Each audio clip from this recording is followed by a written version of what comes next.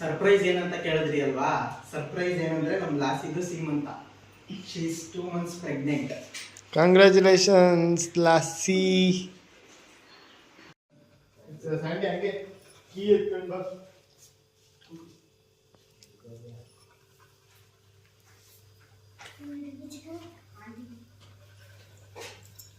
ಎಲ್ಲ ನಿಮ್ಮ ಅಮ್ಮಮ್ಮ ಗುಡ್ನಿ ಬರಲ್ಲ.